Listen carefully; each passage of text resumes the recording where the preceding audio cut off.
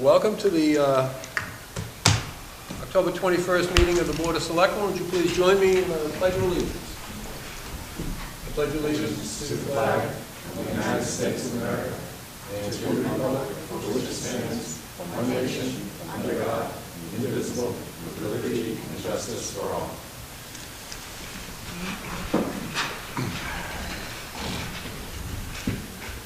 Okay, next item I should say is unanticipated. And if I'm not mistaken, and I probably am, I thought I had something under unanticipated in here.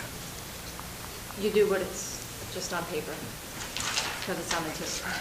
Okay, we have to vote for, re-vote, two board designates from the Board of Selectmen to the Citizens Environmental Health Impact Committee. John Knowlton is going to be the board's representative as Board of Selectmen, and Ben Quill is going to be the board's representative as the Board of Health. So I need a motion for those two nominations. So moved. I have a motion and a second. We have a second? Second. Second. Any comments or questions? All those in favor? Mr. Chair? Yes. Ben and I both have to recuse ourselves. I didn't know, you want to do these separately, And then we don't have. and then we'll just, recuse ourselves from each one, so, I think. Okay. I shouldn't probably even second. I didn't know you were going to do them at the same All right. time. Can we just do each one individually? It's, Then we have the prerequisites to do it. I want to amend the motion. Would you amend the motion? Sure. The motion. You amend the motion? Yes. I'd like to amend the motion, please, for this to include John Knowlton as the Board of Selectmen's representative. Okay. Do we have a second? Second. We have a second. Comments or questions? All those in favor? Aye. Aye. All those opposed? One abstention. The ayes have it. Now, would you care to make another motion? I would, Mr. Chair. I would like to motion to appoint Ben Quill as the Board of Health's representative to Second. CEHIC. And we have a motion and a second. Any comments or questions? All those in favor? Aye. Aye. All those opposed? One abstention. Abstain.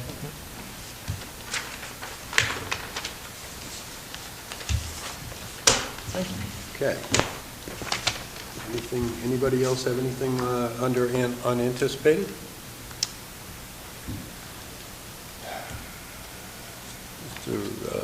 Mr. Quill?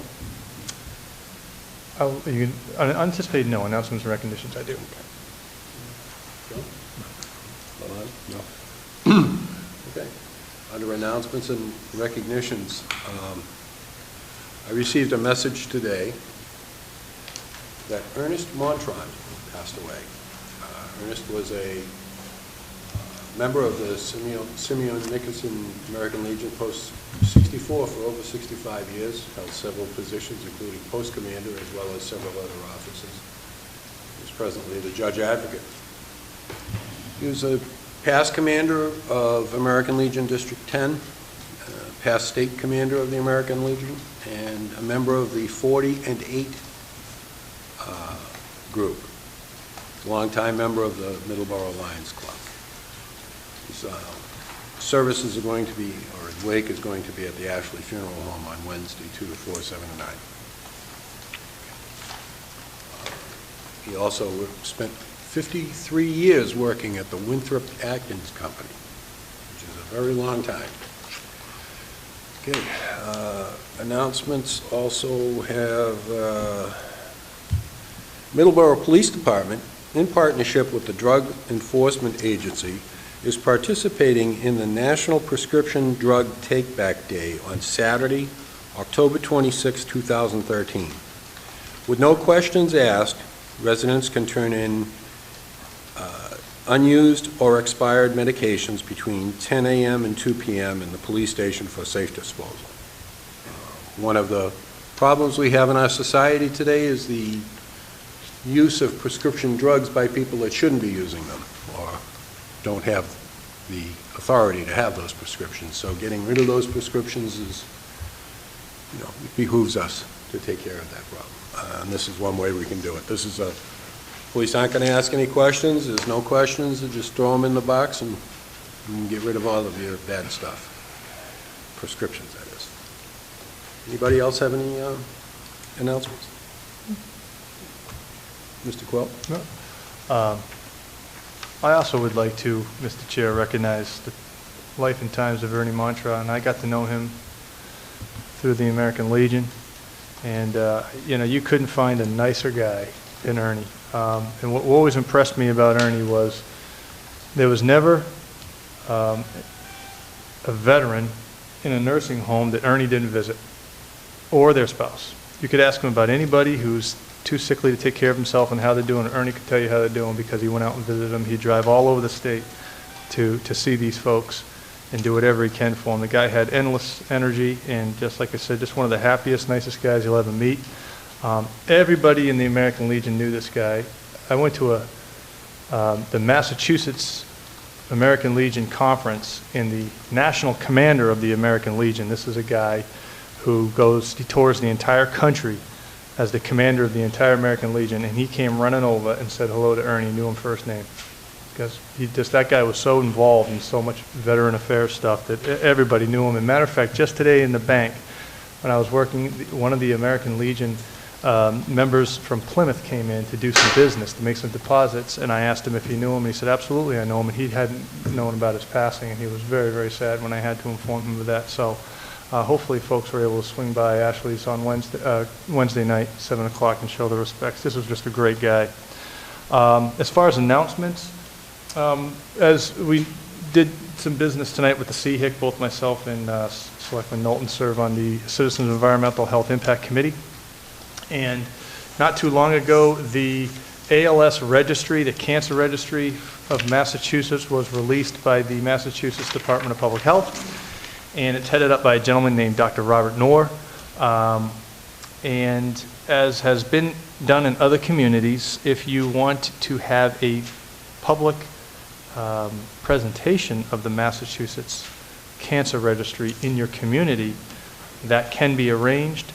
And they will sort of work it down to your town, to Middleborough, specifically how we stack up across the Commonwealth. And Dr. Knorr and a staff has been asked by myself and the CHIC to make a presentation at 7 o'clock at the Nichols Auditorium on Thursday the 24th. It is, of course, open to the public. And this is, Cancer Awareness Month. We hear a lot about breast cancer, but actually this is a recognition of cancer in general. This is a war, a fight against cancer, and as anybody understands, in order to fight an enemy, you have to know your enemy, and that's what sort of this particular registry does. It tracks cancer rates in different areas for different types of cancers across the Commonwealth and tries to find patterns and what have you. This will be not only open to the public, but also they will open themselves up to questions from the audience if they want to ask specific questions. And also covered by members of the CHIC will be specific projects that are going on within our community as it relates to hazardous waste sites that are linked to cancer rates, like Rockland and those types of Rockland Industries and those types of things, and where we're at with that. So again, Thursday, 7 o'clock to 24th, Nichols Auditorium, all are invited. Thank you, Mr. Chairman. Thank you, Mr. Well. Mr. Knowlton? Yes, just a couple of things. Soul Farm is having their Halloween party on the 26th, and it's 3 to 5, and they put on a great show for the kids, so get out there. Also, I just want to remind everyone, November 4th is the Prepare for Winter program that's going to be at the public library. It's unfortunately at the same time as our selectmen's meeting, so we won't be able to go, but they'll be doing all sorts of good information about getting ready for the winter. And if you haven't yet, sign up on the town website for the code red so you can get your text alerts as we start moving into the more interesting season in the winter. Thank you, Mr. Chair. And congratulations on your twins. Yes, they have 8 feet, but Yeah, that's they a do. little different. They do. 8 feet. Now, you knew it was puppies. It's puppies, it's not kids, just so you know. I just wanted to mention that I attended the Open Farm Sunday, October 13th, at Lowlands Farm, 121 Thompson Street in East Middleborough. This is the last working dairy farm in Middleborough. It's run by Sam and Sue Shields, and I'd really like to thank them for their dedication keeping it open. They were one of 49 farm families in New England and New York who supplies to Cabot Creamery, and they were open to the public. The 4-H was there as well, and they had all kinds of food with cheddar cheese, and it was very vegetables to sell. It was really a nice afternoon, and I really would like to thank them. Also, on a happy note, we have another resident at the Shaw Home turning 100 this week, Yvonne Wright, so we will be there to congratulate her. And that's all I have. I think John had mentioned the preparing for the winter. Daylight savings time's a couple weeks away now. We'll be rolling the clocks back, which means it gets a little darker a little earlier. A couple of things that I noticed recently, in fact tonight, there were some joggers out, some walkers. They were in dark clothes, and you know, we don't have, some of our streets are narrow, and you want to wear something reflective so you don't become a target of, you know, a target out there. And that goes for anybody on foot, on bicycle. You know, you got to wear reflective gear so that people can see you. Gets a little difficult to drive now and to see people as it gets darker now. And with the daylight savings time, you want to make sure you change the batteries in your smoke detectors. And if your smoke detectors are more than 10 years old, replace them. I would think your life is worth $2 or $3 it'll cost for a new battery, or 10 or 15 it'll cost for a new smoke detector. So the life you save may be your own. Okay. Going on now to any announcements from the audience?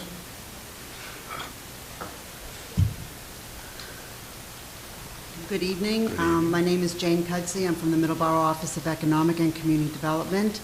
I heard today from Colonial Lantern Tours that they're going to be doing historic ghost tours of downtown Middleborough, and they're going to be held on Sunday the 27th, Monday the 28th, Tuesday the 29th, and Wednesday the 30th at 8 o'clock. They'll be starting here in front of the town hall at 8 o'clock. Tickets will be $15, and they'll be available on their website in a day or two, and it's lanterntours.com. So I just wanted to let everyone know about that. If any merchants that are interested in offering $3 coupons, if they want to contact me, Jane Cudsey, at 508-946-2402, I'll be happy to forward the information from Colonial Lantern Tours. So it sounds like a lot of fun there. The other thing I wanted to notify the board of is that November 30th, immediately following the Christmas parade, we're going to be celebrating Small Business Saturday. As you know, the day after Thanksgiving is Black Friday, and the small business answer to that is Small Business Saturday. So we're going to ask people to stick around after the parade. We'll have entertainment, and we'll have goodies, and we're going to be lighting up Kramer Park at dusk. So we ask people to stick around and support our local businesses, and there'll be more information to follow on that. Okay, thank you. Can we get that on the website too? Any information she can get, Jane can get on that, can we get that on the website? Thank you. Okay. Any other announcements? Okay. Minutes for the 9:30 meeting? Mr. Chair, Mr. Knowlton. I move we accept the minutes of the 9:30 meeting. We have a motion and a... Second? Okay, motion and a second. Any comments or questions? Mr. Chair? Yes. Under the continuation of new business, we have the second part of that as Selectman Frawley motioning and seconding that vote. I know Alan is good, but I don't think he did both of them. He tries. I know. I thought we wanted to do them separately. No, it's in one. He did the motion for it and he seconded it in the minutes for some reason. Oh, okay. Yes. I'm sorry. I understand. That's all. Where is that? Under new business continued, right after hearings, meetings, Yep. licenses, on the second part of that. Motion by Selectman Frawley and seconded by Selectman Frawley.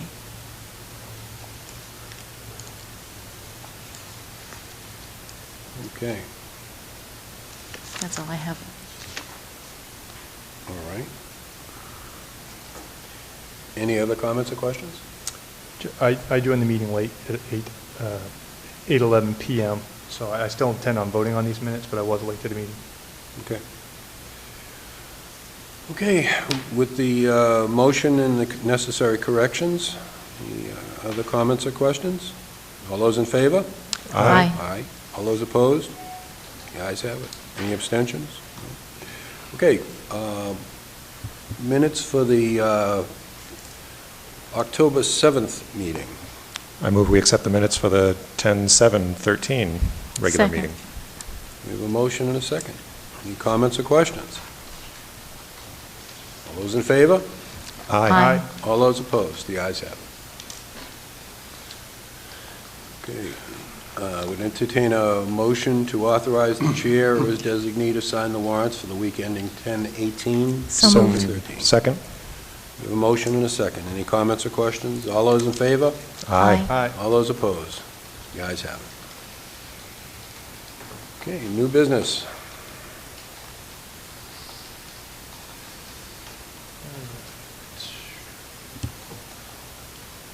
Here we go. Town manager wants to appoint to the Conservation Commission Deborah Kirsch from 99 Fuller Street. Deborah here? No? Okay. Mr. Chairman, these are actually appointments made to better distribute the terms on the Conservation Commission.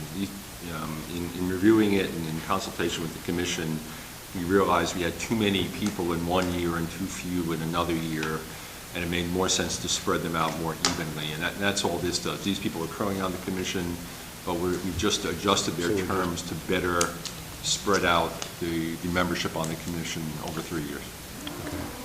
So it's a 2-year term ending June 30th, 2015. Right, for Ms. Kirsch. Kirsch, yes. Okay. Mr. Chair, are we voting on Yes. Diane Stewart as well? Right. Okay. Well, I just missed Diane Stewart. Yes. I realize. Let's do Ms. Kirsch. Okay.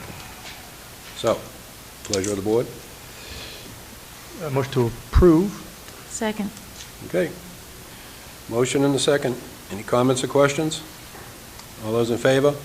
Aye. Aye. Opposed? The ayes have it. We'll go back up to Ms. Stewart. I missed her. And this, we're changing this to a June 30, 2014 term. Motion to approve? Second. We have a motion and a second. Any comments or questions? All those in favor? Aye. All those opposed? The ayes have it. We have a letter from Barbara Holton. This spring, the town manager has been posting and reposting information about the 68 Purchase Street property, formerly known as Tispman Family Campground. Ms. Holton is asking to have a letter placed onto the website relative to two sides to the story. Well, what we did was we took down the posting because with last Monday's holiday, camping season is effectively over, so it's no longer there. So the posting's gone. It's no longer there. So the posting is off, Ms. Holton. Well, I have a couple of questions. I'd like to know why the posting was on there to begin with, and I'd like to know if it is the town's practice to post closures of businesses that in town, because there are quite a few businesses in town that do close, and there also are quite a few court orders that go through this town also, and I've never seen any of them posted on the town's website, and I'd like to know who has the authority to post this information. Barbara, we posted that information because we were in court over this. And There's a lot of court hearings that go through this town. They're not posted on the town's website. Barbara, we were involved with you in the legal action, and we posted that. We weren't involved with other entities in their legal actions, but this was one that we were involved with directly with you. So we posted that. I don't believe that's the town's practice, to post closures of businesses, whether or not you are in legal action with them or not. I mean, you're in legal action with Edgeway Mobile Home Park. Is that posted on the town's website, that they have issues with the town? Mr. Chairman, I think the answer is simple. It was done as a public service because... A public service to who? To the potential campers, that they know that your campsite was closed by order of the court. The campsite was closed by the owners of the campground, not by the court. The court order does not say that they closed the campground. We closed the campground, and we closed the campground last October. We did not close the campground in April. The campground was closed in October. We did not reopen in the spring. That was publicized well before this posting went on the website. It was not a public service to anybody. It was in my opinion, it was taunting and harassment. That's what it was. You were taunting us with your court order, which we were taunted with all through the summer. You were taunting us with your court order. The town manager, I do not believe, has the right to post these. It's not a public service to post that a campground is closed. It would post that the laundry downtown closes then, if that closes. Well, that would be a public service. We weren't in legal action with the laundry downtown. We were in legal action with you. You know what? And your history of opening your campground without a license gave us pause to think that maybe this was a good opportunity. There are other businesses in town that open without a license. They are not on the town's website. I'm sorry to say that in my opinion, that this is taunting and harassment. Yes, it is off the website now because it was taken off today. It's off the website because the season is closed. My season's Camping been season's closed. over. I've been closed since last October. Your season, thank you. There was no season this year. Thank you. There was no camping, there was no people, there was no money. This is another attempt to put us into some sort of issue so that we can't move on. Okay, thank you, Barbara. Hopefully, this is the last time I'll be before this board. All the issues now are taken care of. Good. We are going to move on.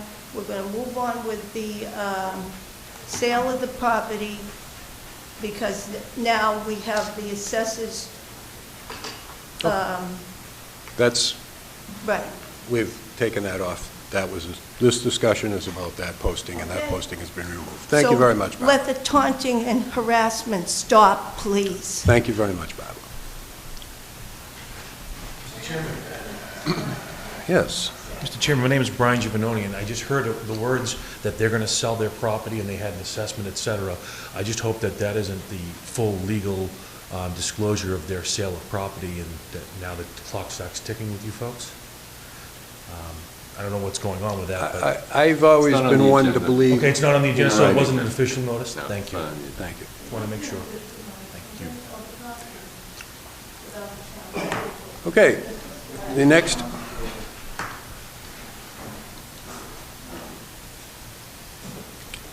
The next topic of discussion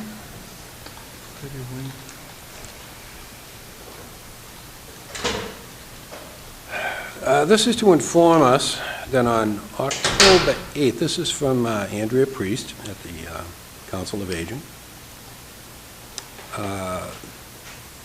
that on October 8th, 2013, the COA voted to recommend the candidate Elizabeth Betty Wainwright to fill the available vacancy at the COA board. We're voting on this, I presume? We're voting on this? Yes, you are. So I would entertain a motion relative to that, or if there are any questions. Any questions? Nope. So I Mr. enter- Knowlton? No, I move we appoint Betty Wainwright to the COA Board of Directors. We have a motion Second. and a second. Any comments or questions? Mr. Chair, Yes. I was quite pleased to see the information about Betty. I don't know her personally, but, you know, she has an impressive resume of what she's done in town, so I'm sure she'll be a great fit up at the COA. Very good. Okay. Any other comments? No? Okay, all those in favor? Aye. Aye. All those opposed? You guys have it. Now, second item is, on October 8, 2013, the COA board meeting, the COA board also voted to accept the resignation of board member Marilyn Chalmers, effective immediately. And the COA board is requesting that the Board of Selectmen announce this vacancy to the community, and the COA board would like to vote for their recommendation for the, on the November 13 board meeting. They're going to give us a recommendation for a candidate for that position, I believe. But if you are interested, contact the COA. Hi, miss you guys. One to the other. So,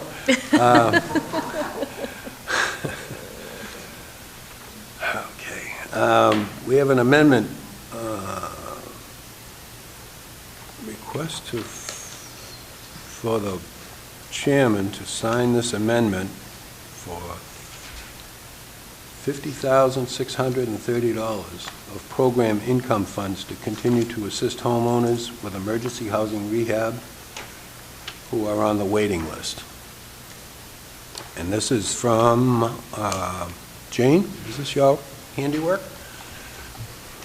Yes, hello again. Good Jane evening. Cudsey, the Office of Economic and Community Development. I'm requesting an amendment that the chair sign the amendment for $50,630 of program income funds from our previous home housing rehab programs. These are loans that have been paid back by homeowners, and I'd like to turn that, use those funds for some emergency repairs. I have quite an extensive waiting list, and this will help some people that have been waiting for some pretty dire needs, such as heaters, if someone has a porch that's collapsing, that's their egress, things like that. Okay. All right, any other comments or questions? Pleasure of the board? So moved. Oh, go ahead. Second. We have a motion and a second. All right. Any other comments or questions on the motion?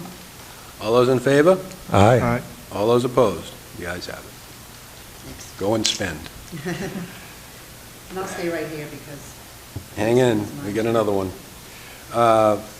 Let's see, now we're going to talk about a vote to award of Sprout Park Street Infrastructure Repair Project to Pavio Construction Company.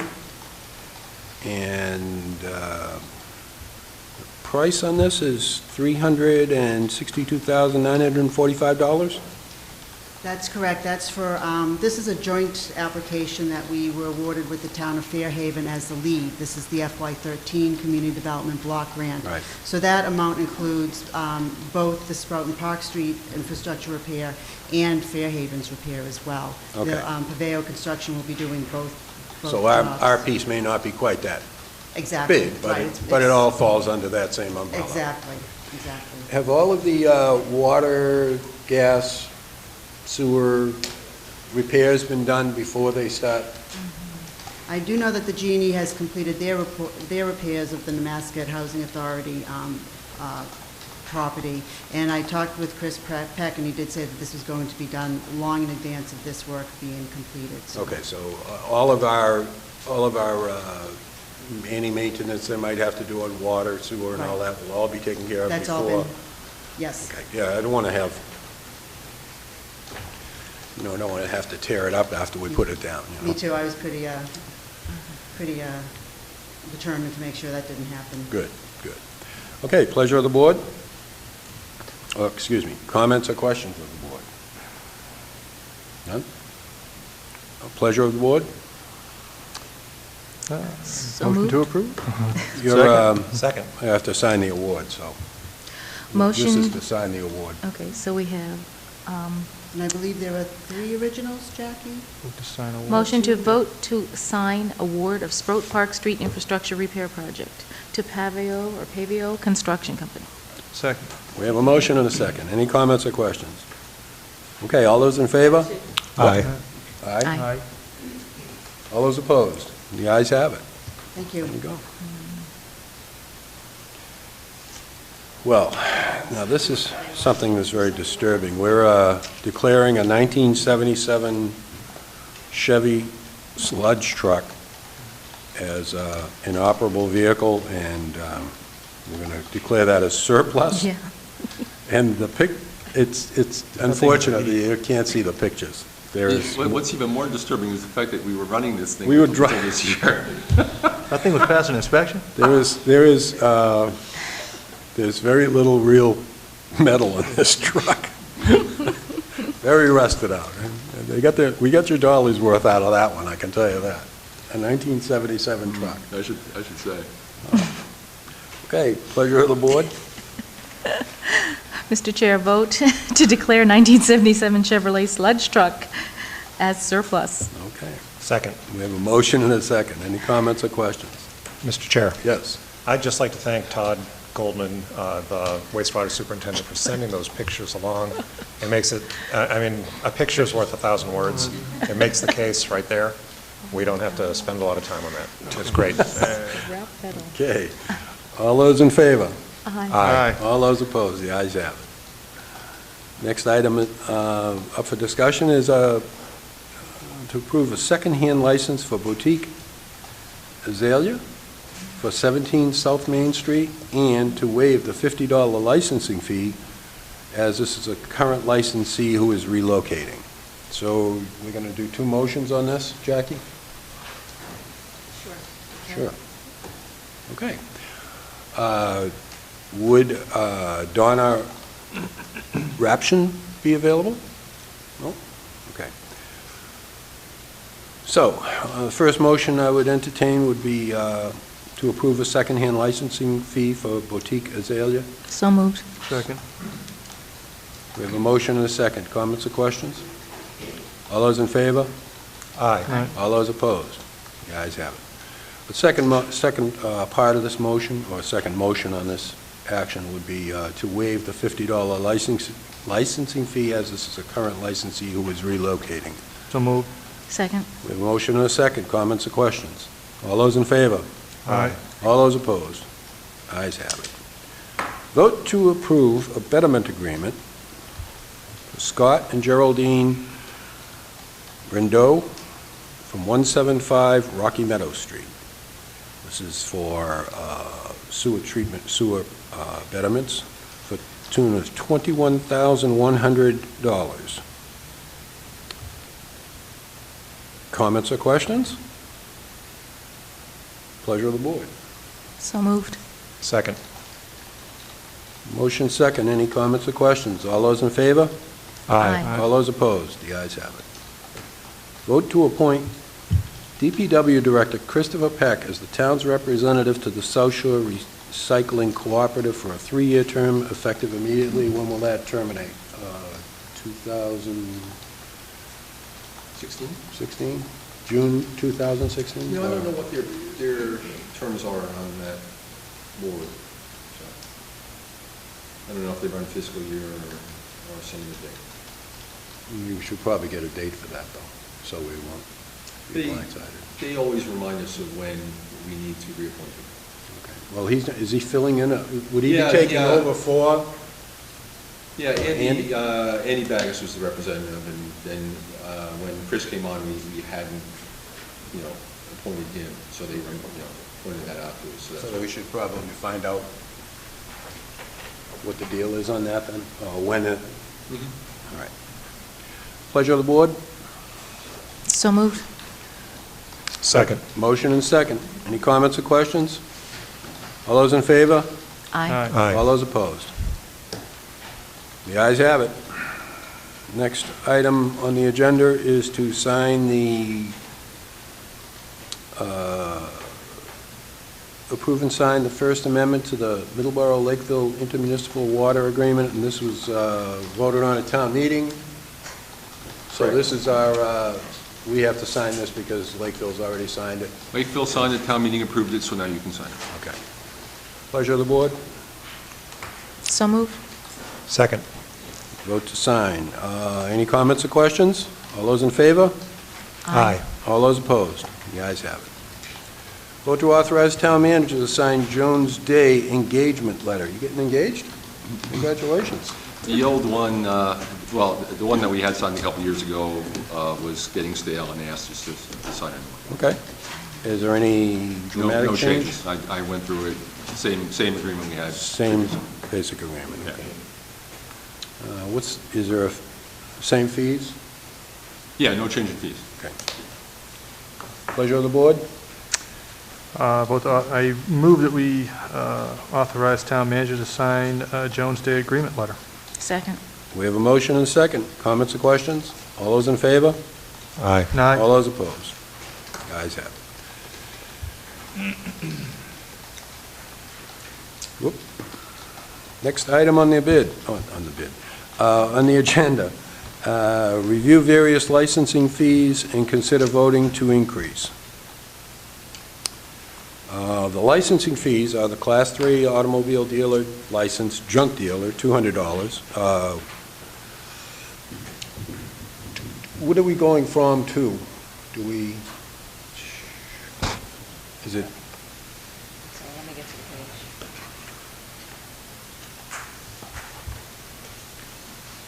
The current dollar amount is in the Underneath The all chart? On the chart, okay. Yep, in the first column under Middleborough. So we're on junk dealer for a Class 3. Right now, we charge $100. So It's very we're looking to increase it by $100 a year. You can't see it. It goes away in a minute. So we're going up 100%. There we go. Oh, my God. Okay. If you look across the chart, if you can see it, most of the other towns charge Oh. more than we do. Is it not explained? It's just very blurry. It takes a minute to focus. I do have a Alright. hard copy if you'd like. Well, I think, Well, yeah, hold on a second. Yeah. So the old fees are down below, the new fees are up top. No. Because Class 3 right now is at 100 and you want to go to 200. okay, what's common vic? Common vicular, 25. 25, so we're going up to 50. Right. Entertainment license, Monday through Saturday is 25, we're going up to 50. And all of the alcohol licenses are an increase of $200. Just a flat $200 increase on them? For all of them. Okay. And remember, it's been 5 years since we've looked at these. That was the last time we increased anything, so. Okay. All right. Pleasure of the board. Mr. Chair? Yes. A little discussion. Sure, a little discussion. I'm a little confused about this. I understand that there was an article published in the paper about surrounding towns and their fees. Did our costs go up in any sense that we need to raise fees? Our costs go up every year. Yeah, every year. Because it, Health insurance, Absolutely. payroll. it seems to me that this is an opportunity for Middleborough to position itself as a business-friendly community and say, you know what, our fees are a little bit less than surrounding towns. Here's a reason to come and be here in town. And just because other towns are raising their fees, you know, they have different structures than we do. So I'm not sure I'm convinced that this is necessary for us to do. I think if you look at them, we're already, even with these increases, we still are. So we're by no means the fee leader or even, in the middle of the pack. I think we're on the low side, even with this increase. And I don't think you have to worry about that, John. I guess is what I would say is we've always been modest in our fees. And we haven't increased these in 5 years. Right. But this would be a 100% increase for some of these. And if we did $25 a year, Yeah. it would be $25 ahead of the curve. But the problem is, I don't like the idea of raising fees, but we have costs involved. It takes time for all the people, necessary functionaries to go out there and do the inspections, the checks. Jackie spends a lot of time taking care of all the paperwork, as does Allison. Yeah, Mr. Chair. And they're getting paid, yes, they're getting paid, but this is paperwork that happens every year. This is inspections that have to happen every year. And there's a lot of tracking that has to happen every year. And everybody's pays go up. However, Mr. Chair, I would like to recognize a comment he made. If you're claiming these fees need to go up because your costs go up, that's fine. But let's not concern ourselves with the other towns. This is Middleborough and Middleborough only, okay? What they do, they do. How they spend their money, what their fees are, let them decide that.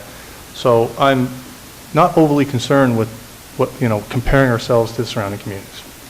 Let's just base these fees on our needs, period. Okay? So if you're claiming that these are fees that are directly tied into we need more revenue, let's have that argument. But don't waste your time with these spreadsheets on Wareham and Lakeville and Bridgewater. I don't live there, don't serve on their boards, don't concern myself with their fees and their costs.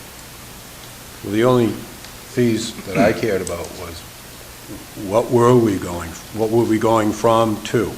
I didn't care about any other town either. But we do have a habit of doing this as a board. Let's see where we stack up. Don't care where we stack up. Just tell me what we need, and that's your justification, if it holds water. Well, gentlemen, you, ladies, we all sit on this board, we all review these budgets every year, we all see the numbers, and you all see the impact of salary increases. As easy as it is to say we're not going to have any salary increases, you want to run fast to your car after you do that. But, so you have salary increases, and then we have insurance increases. And we're going to be talking about insurance later on. And we have yet to determine what's going to happen when the Affordable Care Act really takes off. And we have expenses. As a business, we have a lot of expenses. A piece of it is doing all these licenses, and these licenses are done every year. I mean, you will see this year when we go through this whole list of these, all these people get inspections. The Board of Health, in some cases, the Board of Health is going out to inspect. In some cases, every case, the fire department's going out to inspect. The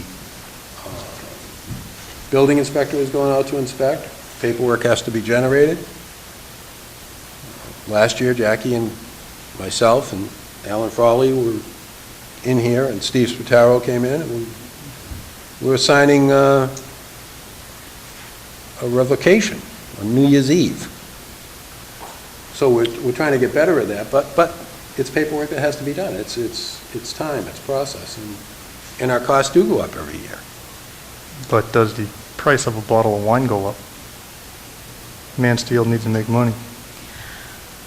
Mr. Chair, Yes. if I may, I think Mr. Knowlton makes a very good point. We want to try to be attractive and competitive to businesses. I would ask, John, do you think of an alternative of not as high an increase? I would rather see a real breakdown of why these costs need to go up, instead of the information we got was other towns are charging this, so we can charge it. So I'm not sure I'm prepared to make a different motion.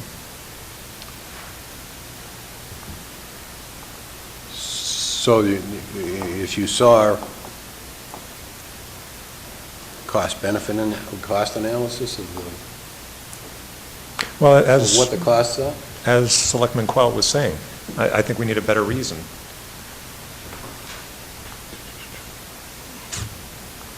Our budget goes up by 2.5% a year. These fees haven't gone up at all. And I know 2.5% on that isn't a rational number, but Charlie, can you put together some numbers that would maybe rationalize this? Because you are a numbers man, you know that. You know, when I look at a fee that's $50 a year and we're talking about making $25 a year, I mean, what license can you process for $25 a year? I mean, I think on the face of it, it makes a certain amount of sense. I don't know. I mean, how much does it cost to process a license? I don't know if that's low or high. I mean, I'm not trying to stir the pot here. I don't know. I just, like I said, at some point, somebody's got to stand up with some of these vendors and say, look, you know, how much has the price of a bottle of wine gone up? How much has the price of a used car go up? I don't know. Has it doubled? Because, you know, these guys still got to make a living. They still got to turn a profit. And it's like every time we have shortages in our fees, we want to whack these guys in the wallet. One time in 5 years. It's been a rough 5 years. Well, our costs haven't gone down in 5 years. No. As a town. Hey, we enter into these contracts, our costs go up, but again, as Selectman Knowlton's saying, just keep, you know, going back to the private vendor trough. You know, eventually, I think somebody needs to stand up for these guys. You know, our problems shouldn't solely be their problems. I think what Selectman Knowlton's making a point here, you know, let's see some cost analysis here. I mean, you come to me with your shortages, and we'll see where we can fill the gaps. But Mr. Chair, Yes. I just feel if anybody looks around Middleborough with the empty businesses that we have now, we need to make more of an effort to attract them and make it easier to do business. Well, I would offer that the reason we have empty businesses in Middleborough is not because of the license fees. Maybe. Okay. Maybe, but if we make an effort to try to meet people partway.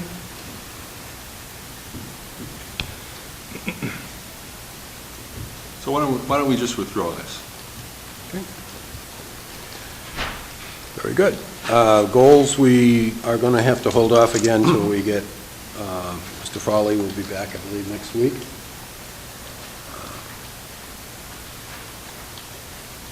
And if we're all here, we can plug ahead with goals. Now, one of the highlights of the night. Hearings. Hearings, meetings, and licenses. This is a continuation of a hearing that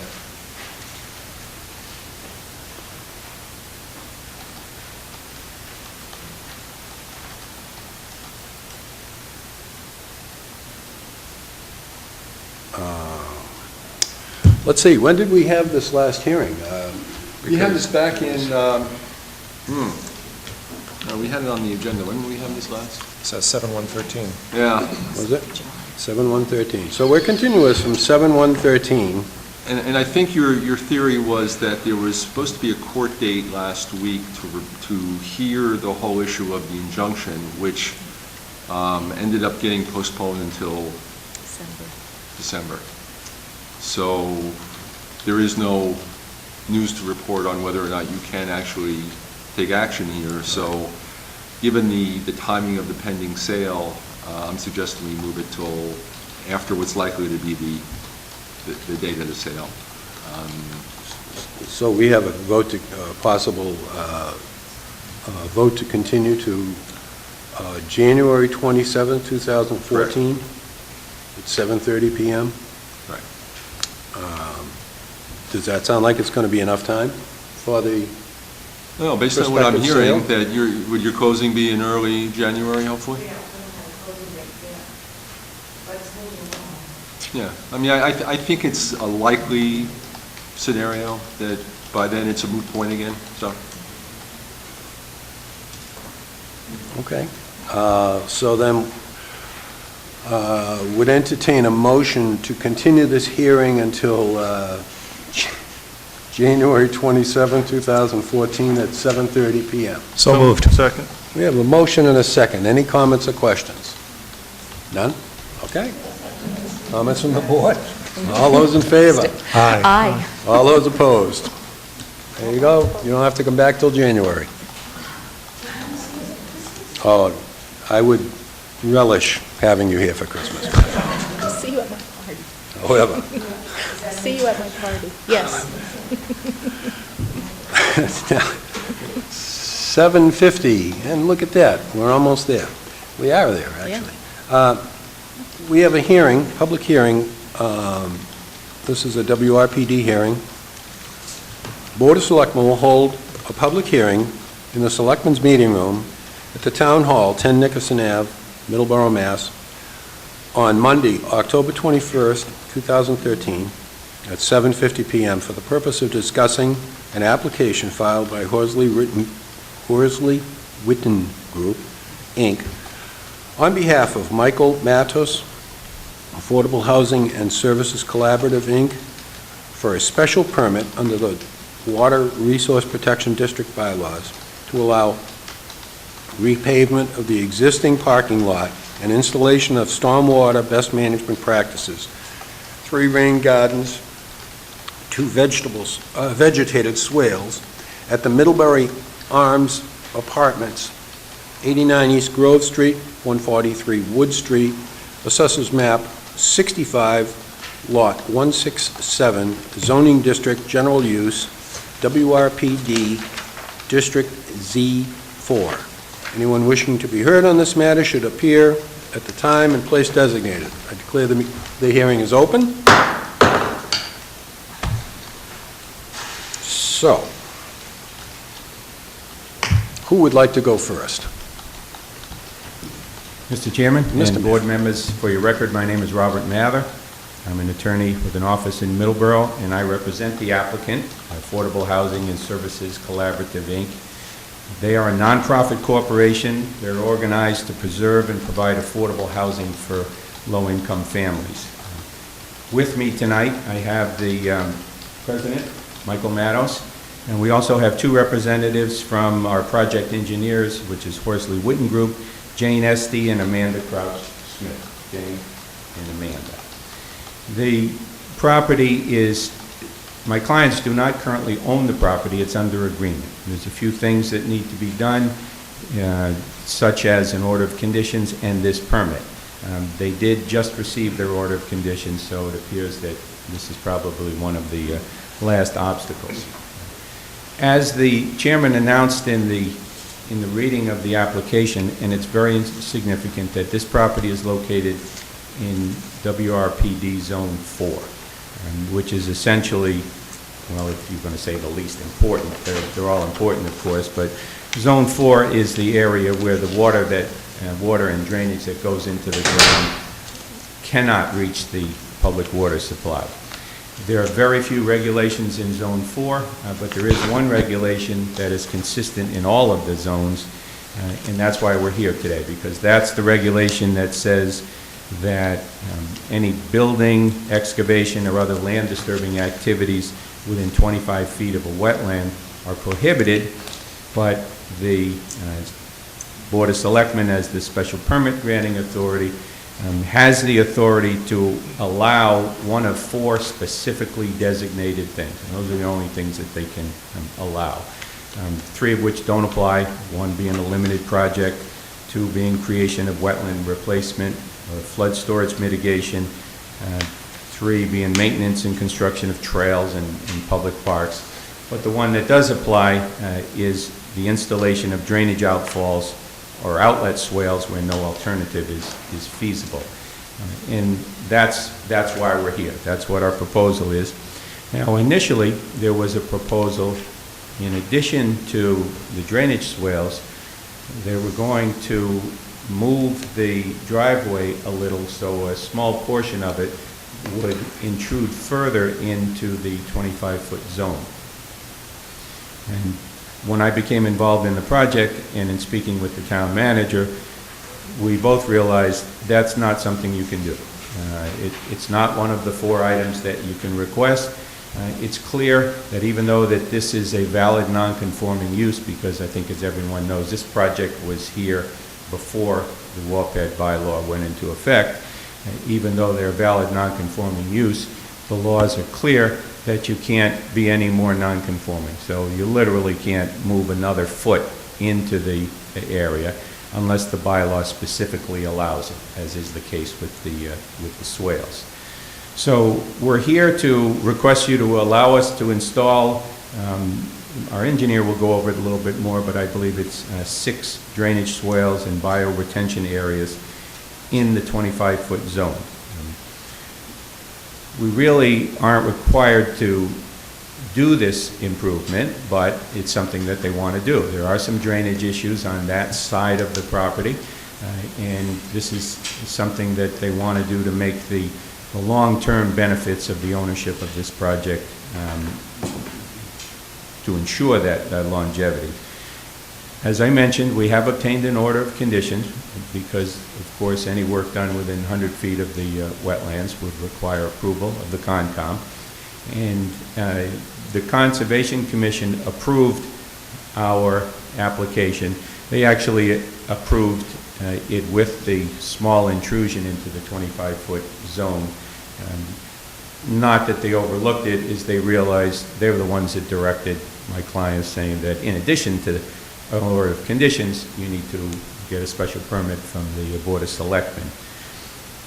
So at this point, I'd like to ask Jane if she could outline the project and explain exactly what it is that we would like to do. Jane? If you want to put your easel right up against there, and then you can use that microphone right over there to...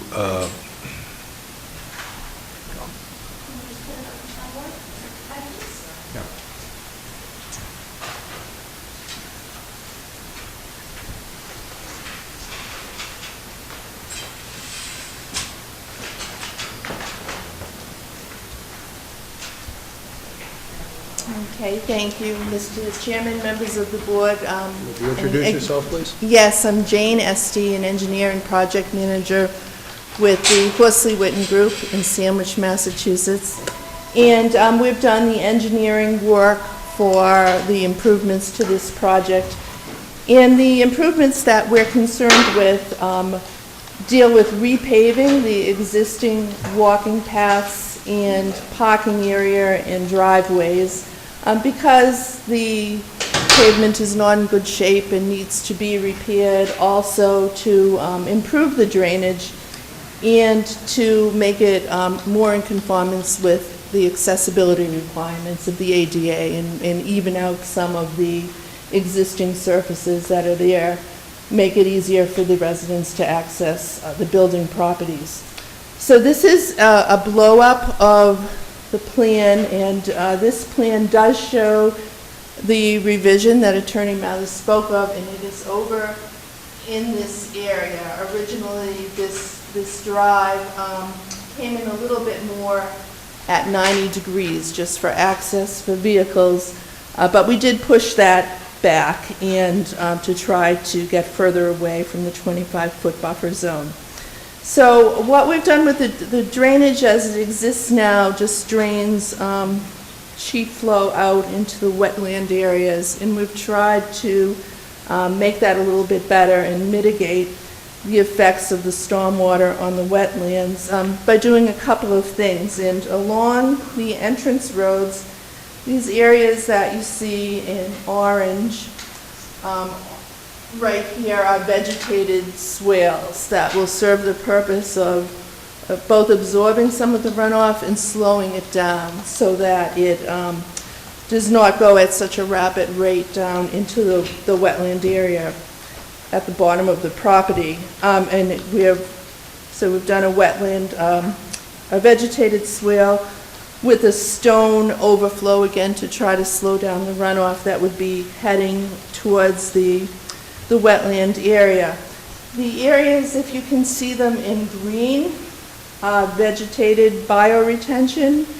filters. So it is a gravel filter with an under drain planting on top of it, again, to attenuate the runoff and also to trap some of the suspended solids and sediment and try to get a better result for the runoff that is eventually going down into the wetland area. When we looked at where to place these practices, we looked at the two entrance areas here because that's the steepest slope, so you're seeing kind of the greatest effects of the water coming down there and trying to capture that and slow it down. We also removed some of the pavement.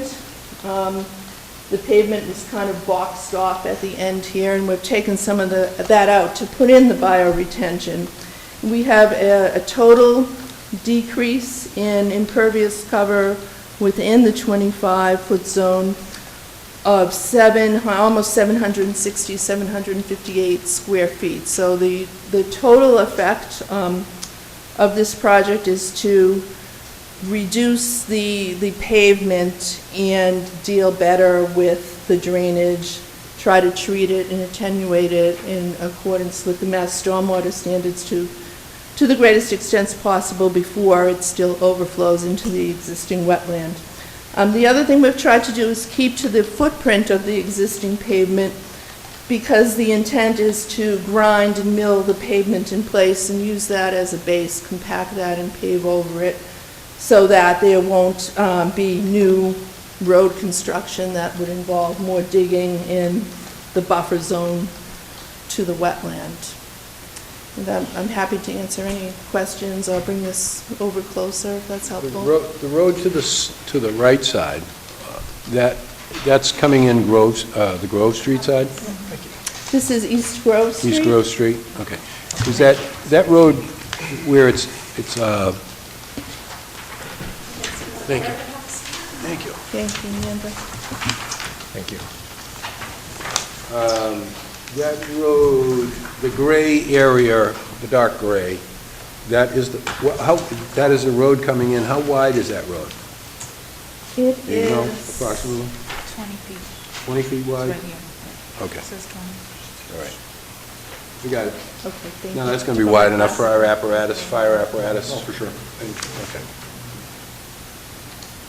So you say so the green area to just below that, right below that curve, right in there, yes? Yes. That's some of the area that you've removed from some of the tar from? Yes, Or you will so be this removing? green area is a biofilter that's replacing pavement that's existing now. The existing pavement kind of has a boxed out shape, and we've taken some of that out to try to fit that stormwater practice in. And the green area above the road, this corner, is replacing some existing lawn that's there right now. So a combination of taking out pavement and replacing a lawn, a kept lawn with a bioretention stormwater filter. Will you have any more, are you adding any, or do you have any catch basins in there at all now? No, it's directed by grading Okay. by the swales.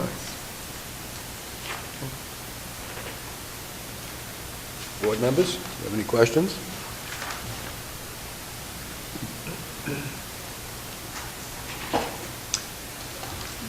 Mr. Chairman? Yes, Mr. Costello. So, Mr. Papazinski's recommendation, acknowledging that they've done some improvements, is that they really didn't improve this area in here, and he was recommending some additional stormwater captured here and moving the road a little further up in order to accommodate that. But that is a recommendation you're talking about? And that's it. But that's, And it is asking them to do a little bit more than they proposed, but often in these processes, one engineer will see something another engineer doesn't see, and Rich is very good, and he usually makes recommendations to you to make improvements to the site, which he's doing here. Mr. Chairman? yes. We're aware of Rich's request, and it's not an insignificant change or an inexpensive change. We would suggest it would cost about $15,000 to do. We'd have to do more disturbance in the 50-foot buffer zone, removing the roadway. And we are talking about a nonprofit organization, and, you know, they're budgeted. Their budget is approved by Mass Housing, and sure, if they need to do it, they'll do it, but it's going to have to come from somewhere else. They have some other things they'd like to do, like security cameras outside and some sound suppression systems inside. But the thing is, I really don't think it would be necessary for the board, because, quite frankly, in order for us to get the permit, I think what we need to do is show you, number one, that we're not going to make it more non-conforming, which we would have if we had the other one, but we're not. And secondly, that what we're suggesting to do won't be more detrimental. It's clear what we're suggesting to do is clearly more beneficial to the site. The other side, in addition, Mike pointed out to me, there's only a 1-foot drop in the topography, so we're not talking much water that goes there. So I guess what we'd like to do is respectfully request the board to consider not making that a requirement, as really not being required under the bylaw. Mr. Chair. Yes. I agree with you. This is a group coming to do something good in town, to improve these buildings. I think we can approve this permit without condition A, and just move forward and let them do their work. All right. Okay, any other comments or questions? Mr. Chair? Yes. The Conservation Commission, the building inspector, they all feel the same way. This is a vast improvement, and I'd like to thank you for putting the time and effort into the town. I agree with Mr. Knowlton. Certainly hasn't been easy. Never is, though, is it? Okay. Any other comments or questions? Any comments from the audience? Do you have green cards, by the way? She's got the green card. Sorry about that. I always do that first. There you go.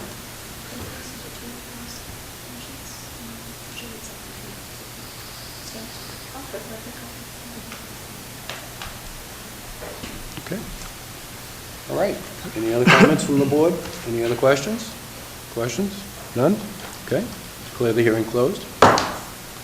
Thank you. The particular article, WRPD rules, regulations require that there's specific wording in an approval. So moved just doesn't cut it anymore. So whoever's going to read this has to read it. I'll do it. Verbatim? Sure. You guys fight it out. I got it. I move that the board votes to grant the special permit to the Affordable Housing and Servicing Collaborative Incorporated to allow for the repaving of the existing parking lots and driveway and stormwater improvements at 89 Grove Street as requested in the applicant's application under the Water Resource Protection District bylaw pursuant to Section 8.2.9 WRPD Z4 Use Regulations 3, based on the plan titled Grading and Drainage Plan, prepared for Peabody Properties by Horsley Witten Group Incorporated, dated July 29, 2013, and revised October 18, 2013. Second. I think you have to make one addition. To that, you have to read the A, B, C, D. Okay. The board finds that the proposed use A is in harmony with the purpose and intent of the WRPD bylaw and will promote the purposes of the water resource protection districts. B is appropriate to the natural topography, soils, and other characteristics of the site to be developed. C will not, during construction or thereafter, have an adverse environmental impact on the aquifer, recharge areas, water resources of the town. And D will not adversely affect any existing or potential water supply. Second. We have a motion and a second. Any comments or questions? Comments from the audience? Questions from the board? All those in favor? Aye. Aye. All those opposed? The vote is unanimous. We needed a 4 out of 5 selectmen vote. We got 4 out of 5. One person not here tonight, so go and dig. Thank you very much. Okay. Now that I've lost my paperwork, there we go.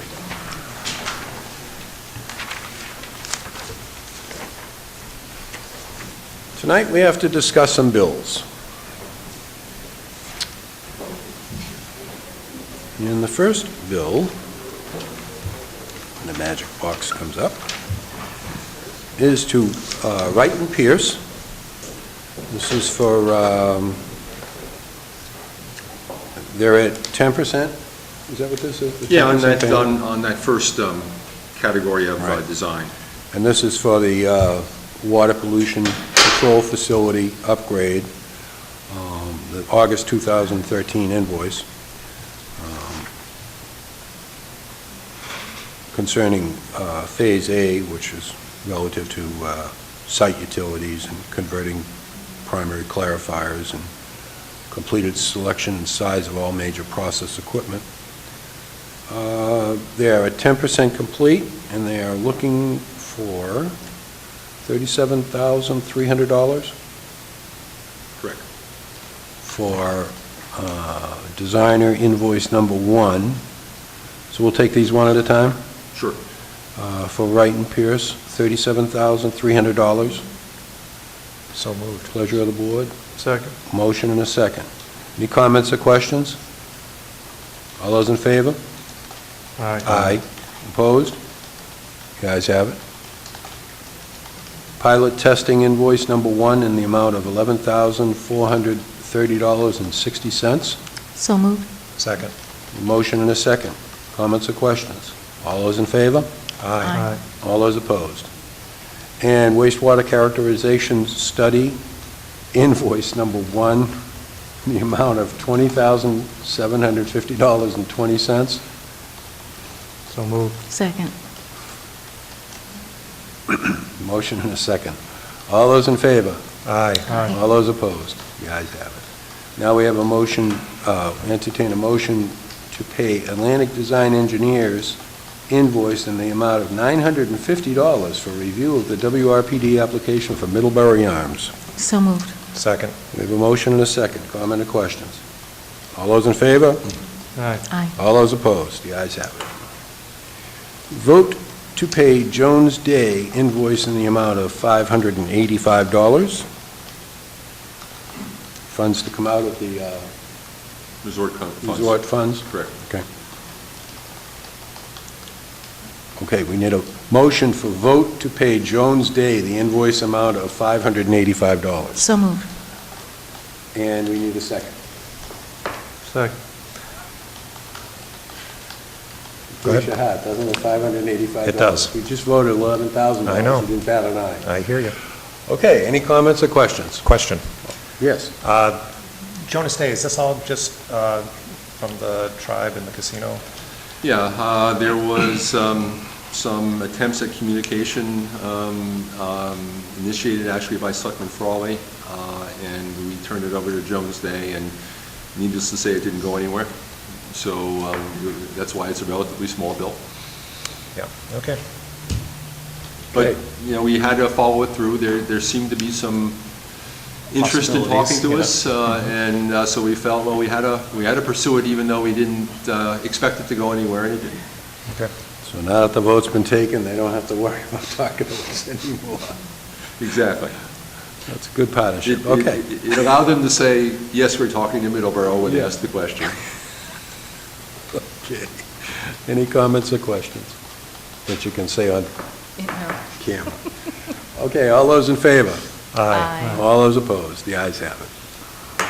Town managers report. Mr. Chairman, I included in my report some material. We are actively marketing the Eastern Bank former Easter Bank space in our building, and I've got an ad here that we're going to be putting in several of the newspapers that cover this area. We've sent letters to 39, 40 banks and 14 credit unions, personal letters from me to them with information. The RFP is here. It's been published. It's in the Central Register, and so we are doing everything we can to find a tenant. It does have all the features that a bank would want, except, as we know, it does not have a drive-through. But nonetheless, it has hopefully some other things that people will be interested in, and we have a deadline of November 15th on the RFP for people to submit, with the potential for a start of a lease in December 1. We believed several months ago that Eastern Bank would stay in the space until December 1. They've since informed us that actually they will be leaving at the end of this month, and their last actual day that the branch is open is Saturday. So again, we will, if any of you have any ideas or leads, we'd be happy to hear them, and we'll do everything we can to find somebody to take over that space.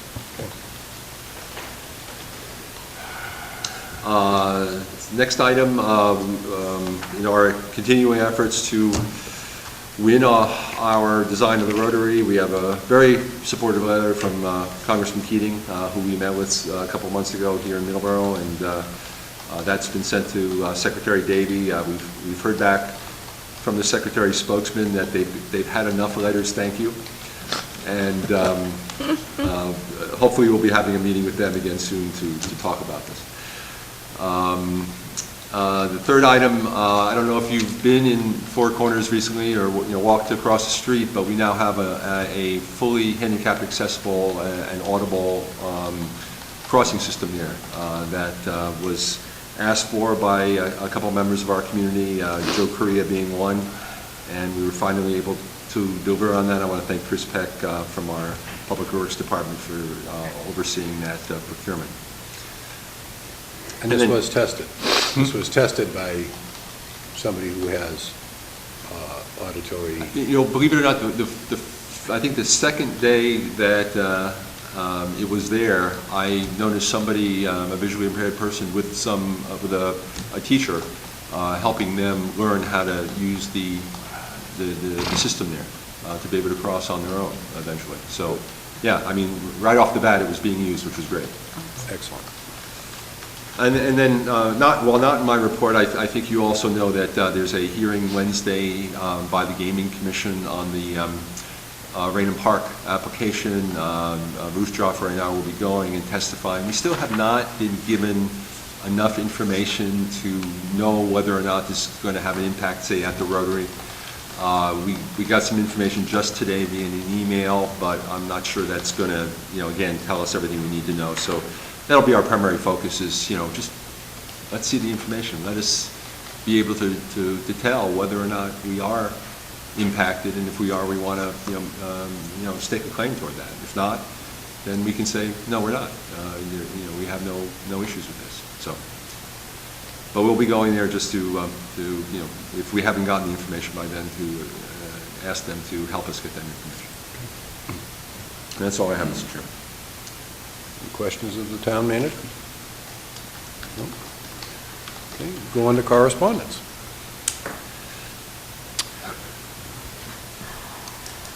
You're picking me first. Wow. You are first in my book. Okay, number 4, I'd just like to announce we have an invitation here from Representative Thomas Coulter. He is holding a substance abuse awareness program for parents on Wednesday, October 23rd from 7 to 9 p.m. at Silver Lake Middle School Auditorium, 256 Pembroke Street in Kingston.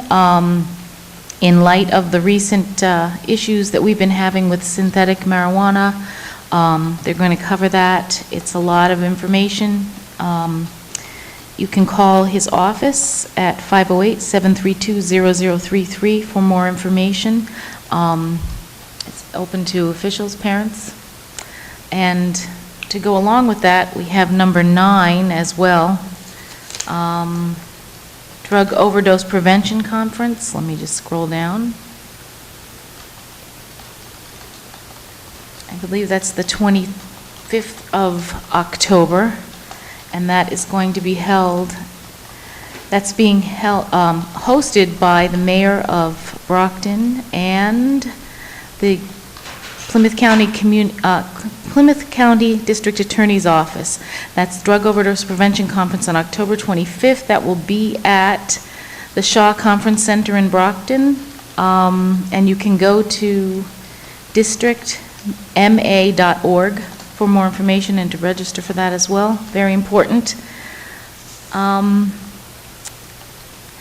And also on number 5, the library, they did announce in their last meeting that they would be closing, I believe, the day before Thanksgiving at 5. They would be closed Christmas Eve, and then they would be closing on New Year's Eve at 3 p.m. Just anyone who uses the library. And I think that's it for me. Okay. Mr. Quill? Okay. Well, it seems like we did hear back from Mass DOT, and they have identified the cause of the ghost signals at our crossings. A combination of salt and water can, I mean, I fell asleep in chemistry class in high school, but I guess that makes a conductive. In summer. We salt them in the summer. Salt and water make a conduct, and that's true, it does, it makes a conductive elements that then allow these electrical charges to hit the signals and cause these things to go haywire. Funny it only happens in Middleborough, but... In the summer. In the summer. Well, she's got a PhD, so she's got to know what she's talking about. So I'll stay away from that. Number 7, I'll let you talk about, Mr. Chairman, if you don't mind. Hopefully you will. I think it's very important. Let's see, moving on here. I'm sorry, where did it go? We have so much here. Council on Aging Director Andrea Priest would like to remind people of the Celebration of Life for Sarah Jagarian on October 24th. Again, Sarah's somebody I got to know briefly. Just a really nice person and member of our community. What's going down? Conservation Agent Patricia Cassidy. Town's options as far as the land, 68 Purchase Street, Tisquin Family Campground. It's something worth discussing, whether or not this town wants to take responsibility of the property and how it would use it, whether it be beaches or less beach and more picnic tables or walking trails or what have you. At the same time, though, they have reached out to the current owners and let them know that there's other agencies within the town that they can contact to find out if, in fact, the state wants to look into it as well. We do have a public boat launch at Tisquin Pond, right down there off Rocky Gutter, however, very small. A lot of people don't know about it unless you're, an avid sports fisherman like myself. Beautiful lake. You don't see a lot of activity on it, but then again, the people who live on it probably want to keep it that way. So I know we do have a public pool, but my personal opinion, and only my opinion, is that there's a huge difference between the enjoyment of a lake or a pond than a public pool. Just personally speaking from, taking my kids to Maine and New Hampshire, just so many different things that we can do together as a family. So I'll keep my eye on this. It's a very interesting discussion we're having about that piece of property. And lastly, it appears that Timothy Walsh Foundation has gone ahead and passed phase 1 with the state as far as its application for a medical marijuana dispensary. So that moves forward. Okay, that's all I have. Thank you, Mr. Chair. Thank you. Mr. Moulton? Yes. 21, as Ben was just saying, so they've passed their phase 1 and they are now in phase 2, and they're indicating that Middleborough is the location that they're seeking. So we'll be hearing more from them shortly. Again, going back to what Mr. Quell just said, the Conservation Commission discussed the Tispequin Family Campground. And I just note that although they had a wide-ranging discussion, they really didn't come up with any recommendations on purchasing or use of that property. Number 13, also the Sarah Jajarian celebration of lunch on October 24th, celebration of life. It's a lunch up at the COA. And unfortunately, during the day, I'm not going to be able to go, but I know a lot of people are planning on being there. And then I also wanted to just note number 2, the Local Emergency Planning Committee. Charlie, I think you were part of that. You guys had your first big meeting, and it looks like it was very successful. Yeah, that was the first meeting, and that's where the initial certification came. And we had a follow-up meeting last week, and we'll be, going for, final certification next year. So yeah, it's it's good that it'll be helpful with grants going forward if we can maintain that status and keep it going. Excellent. And then number 12, just letting people know FiOS is increasing their rates again. So those people with FiOS, you're going to have a little higher bill. Comcast is also raising, but not as much with some things. That's all I have. You go up about every other month. They seem to. Okay. Yeah. Okay, well, one of the things that I had been asking for, we receive monthly a report from the health department as to all the different permits, inspections, and so forth that they do. I had been asking one from the building department, and the report that we got here, Charlie, I think they need to do some work on it. Yeah, no, I talked to Mr. Whalen today, and I showed him what we were getting from health, and he's going to talk, and, Right. This comes out of a different program, but it is cumulative, so you would think they'd be able to do the same thing, so he's going to try and do that for us. Well, in this, it looks like there's been 37 permits for single-family homes this month, and then all year, there's only been 37, so I don't know whether they did everything this month and just kind of kicked back and clearly relaxed that the other year. there's a the rest of field the year. that's, it's picking up the same field for both those, Right. those columns, so. So I want to see accurate flow of data, and that shouldn't be hard to do. Was mentioned earlier, item number 7, which is a House bill, which the board had sent a letter to support House Bill 1115, and that is for including in the affordable housing designation, the low and moderate income housing, the trailer, our affordable home parks. At least 2 out of 3 of them, anyway. That hearing is going to be held tomorrow morning, 10 o'clock. I'm going to try to send them an email tonight. I talked to Representative Gifford, actually, I exchanged emails with her on Friday about this, and I reminded her that we had sent the letter, and did she want us to do anything else? She said, no, I have the letter, and I'm going to be entering it in as testimony at the hearing, and so I think we're okay. Okay.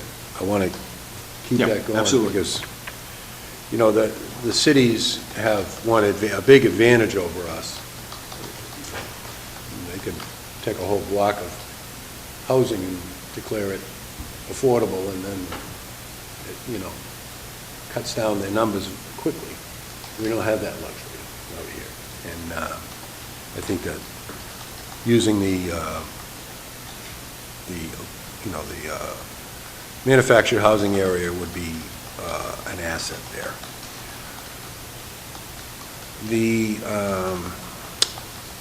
There was a discussion about NSTAR and their clearing of land, and they're going to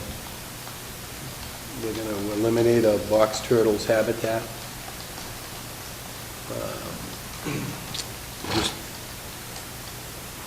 I don't know if they really had to do that. They can't they can't do a workaround and let the little guy live, but apparently they have all the power, so to speak, and can get rid of the little box turtle. Well, you and I, if we tried to do that, would be like, A3, turtle removal and manipulation. that's it. They manipulate turtles. What's next? So we can't. Sometimes you gotta shake your head. Okay, I have nothing else. All right. Any other comments or questions relative to correspondence? No? Okay. At this time, we're going to, Chair elects to go into executive session to discuss collective bargaining with all the units, where discussing this in open session would be detrimental to the town's position. This will be a poll vote to go into executive session, not to return to open session. Mr. Quill? Yes. Yes. Yes. Mr. Knowlton? And the chair votes yes. We're now going into executive session. Thank you and good night.